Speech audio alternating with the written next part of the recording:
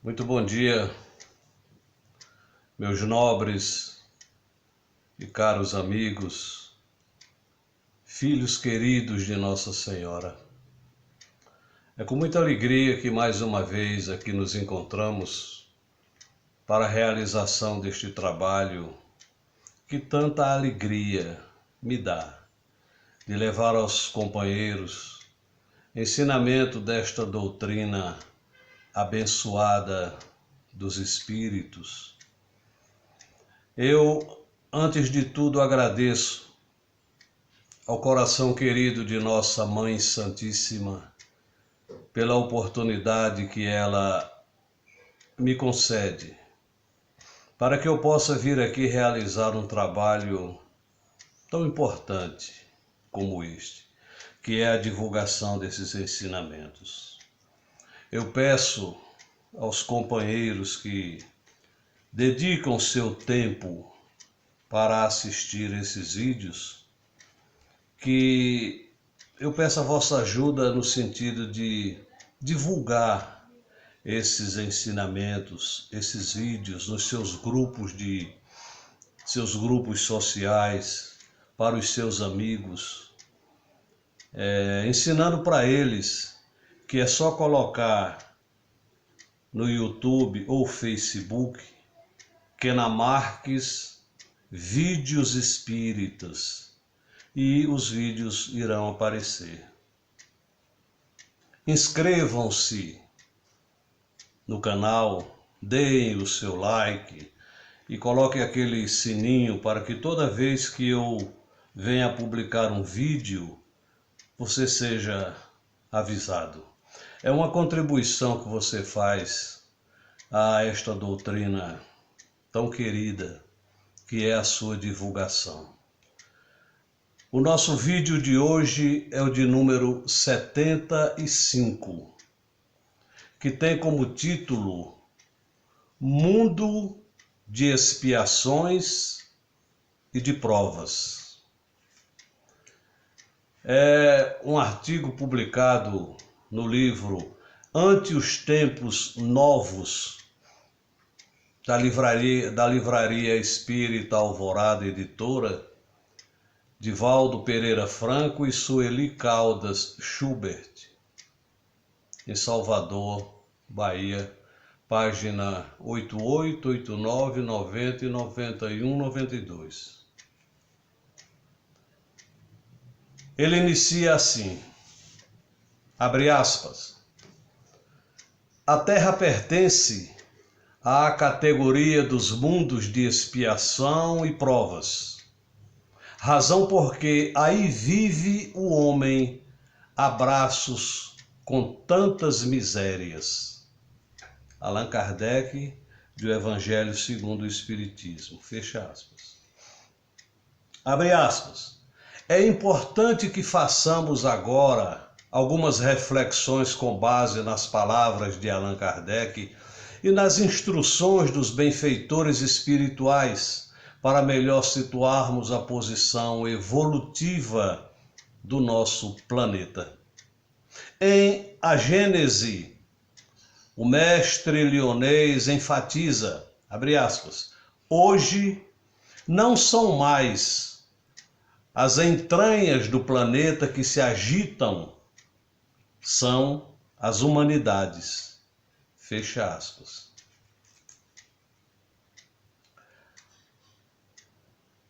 Emmanuel, por sua vez, aduz, abre aspas, assim também a Terra, com seu corpo ciclópico, arrasta na infinita paisagem cósmica o ambiente espiritual de seus filhos. Está no livro Roteiro, publicado pela FEB, capítulo 29. E acrescenta, a humanidade atual, em seu aspecto coletivo, considerada mentalmente, ainda é a floresta escura, povoada de monstruosidades. Se nos fundamentos evolutivos da organização planetária encontramos os animais pré-históricos oferecendo a predominância do peso e da ferocidade sobre quaisquer outras características nos alicerces da civilização do espírito. Ainda perseveram os grandes monstros do pensamento, constituídos por energias fluídicas, emanadas dos centros de inteligência que lhes oferecem origem. Temos, assim, dominando ainda a formação sentimental do mundo, os mamutes da ignorância, os megatérios da usura, os iguanodontes da vaidade, ou os dinossauros da vingança, da barbárie, da inveja ou da ira, da mesma obra. Em abril de 1981, escrevemos na revista O Médium, diz o autor, de Juiz de Fora, Minas Gerais, uma página que intitulamos Os Monstros do Pensamento, transcrita depois, em maio de 1983, em Reformador, na qual comentamos este trecho de Emmanuel que acabamos de citar. Vejamos uma pequena parte do nosso comentário do autor. Abre aspas. Quando tanta gente pensa unicamente nas satisfações dos instintos mais primitivos do ser humano, quando tanta gente quer ser livre, escravizando outros seres humanos às suas ambições desmedidas, quando tanta gente dedica horas e horas do seu dia para conversações negativas e degradantes, quando tanta gente batalha pela legalização do aborto, da eutanásia e da pena de morte, não é difícil entender porque Emmanuel diz que no mundo ainda perseveram os grandes monstros do pensamento. Em outro momento, Emmanuel esclarece, ainda no precioso livro Roteiro, cada individualidade renasce em ligação com os centros de vida invisível do qual procede e continuará, de modo geral, a ser instrumento do conjunto em que se mantém suas concepções e seus pensamentos habituais. Ao analisarmos a crueldade inigualável cometida contra milhões de pessoas à época da Segunda Grande Guerra, nosso íntimo se revolta, repudia e rejeita essas atrocidades praticadas desde os terríveis campos de concentração até as cidades, com seus indefesos habitantes de todas as faixas etárias, dizimadas por bombas, culminando com as explosões dos artefatos atômicos em Hiroshima e Nagasaki. Os campos de concentração são preservados como testemunhos vivos de todo aquele horror. Hoje, todavia, não é diferente. Existem ainda verdadeiros campos de concentração em plena atividade, onde não há demarcações, cercas eletrificadas, soldados nazistas como vigias implacáveis, fornos crematórios, valas com montanhas de cadáveres e instrumentos de torturas da época. E sim, extensas regiões de países onde a fome e a miséria matam da mesma forma, onde as pestes são favorecidas pela promiscuidade, clínicas de subúrbios ou as de sofisticadas metrópoles onde o aborto criminoso e silencioso é praticado em escala incontável. Grupos de extermínio que se encarregam de trucidar os seres humanos, desde crianças a velhos, cartéis de tráfico de drogas e de prostituição, milhões de seres humanos morrendo logo após nascerem por lhes faltarem as mínimas condições de sobrevivência. É um sem número de outras histórias de guerra, que muitos escrevem na sua própria história pessoal e que passam às ocultas do mundo, sendo, contudo, registradas no implacável e justo livro das divinas leis.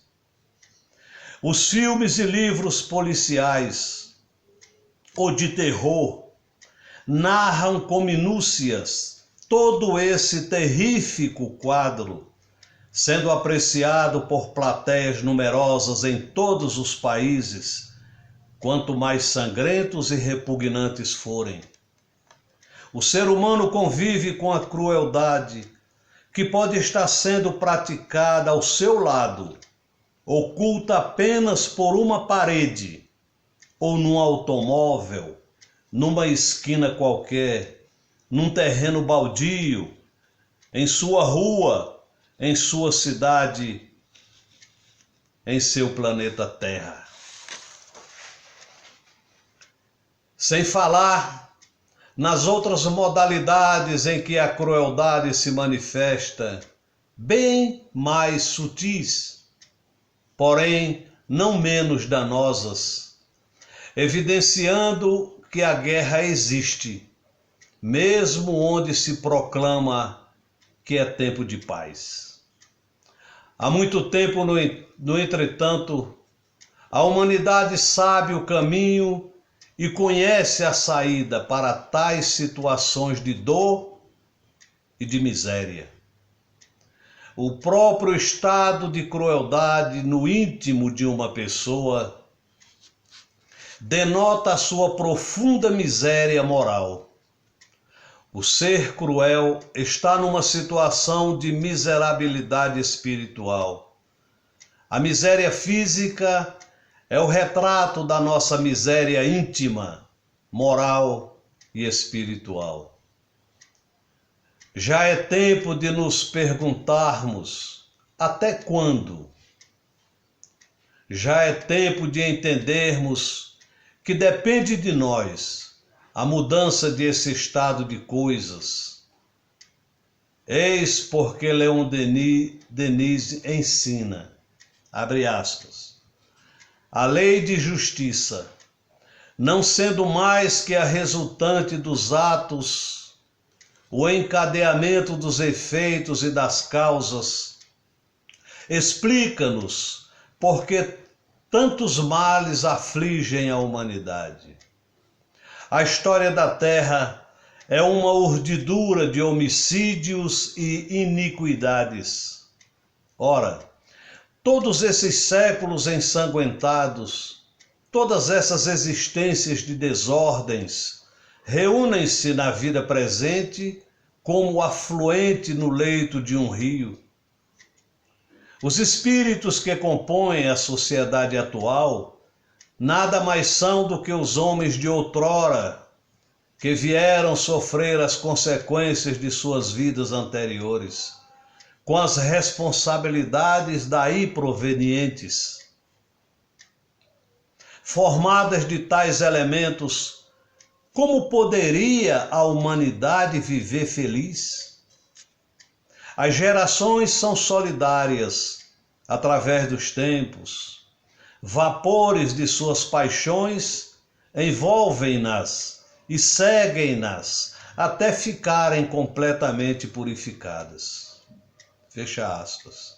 E comenta Denis, abre aspas, essa consideração faz-nos sentir mais intensamente ainda a necessidade de melhorar o meio social, esclarecendo os nossos semelhantes sobre a causa dos males comuns e criando em torno de nós por esforços coletivos, uma atmosfera mais sã e pura.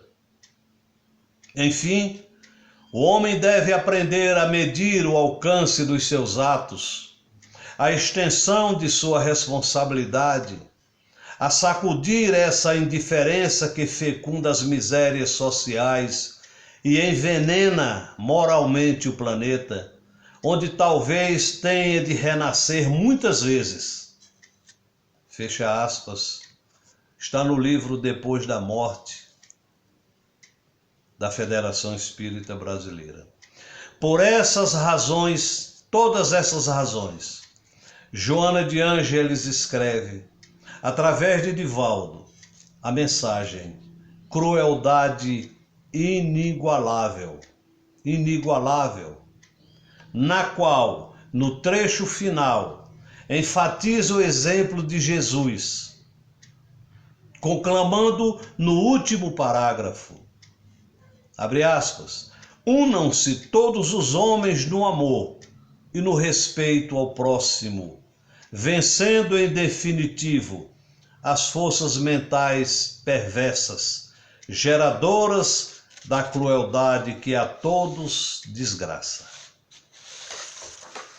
Fecha aspas.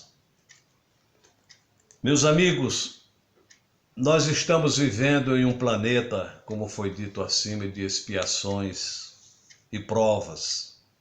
Nós estamos vivenciando essa situação, presenciando todos esses fatos que estão acontecendo na face da Terra, porque tudo isso, muita gente acha que é castigo de Deus, que é castigo da lei. Deus não castiga ninguém. A lei não castiga ninguém. O que nós estamos presenciando, vivenciando e muitas vezes sofrendo é a colheita de nossa semeadura em existências anteriores. O próprio Jesus de Nazaré disse: a semeadura é livre.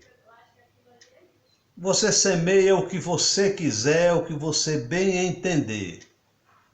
Agora, nunca esqueça de uma coisa: a colheita é obrigatória. E o que você semeia, você colhe. Isso é ensinamento do nosso grande mestre. Não nos esqueçamos disso.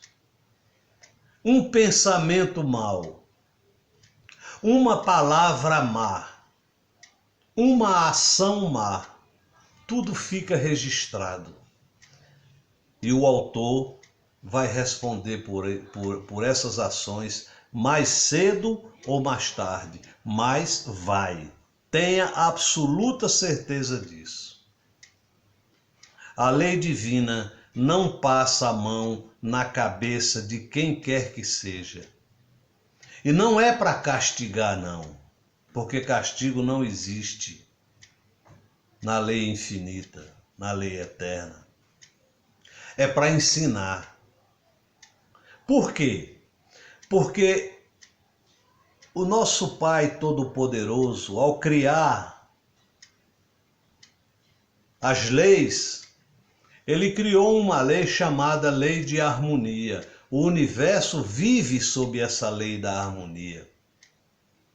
Quem sair dessa lei, por força do seu livre-arbítrio, ele vai ter que retornar à harmonia. E esse retorno é sempre doloroso.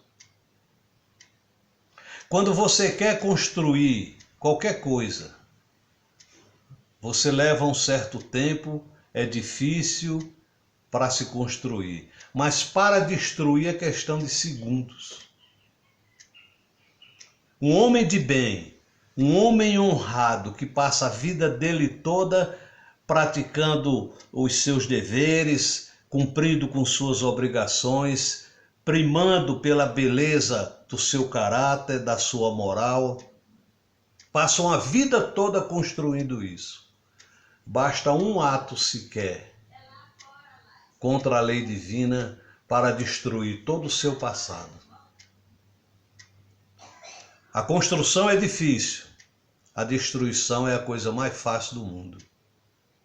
Nós estamos neste planeta colhendo o que nós semeamos.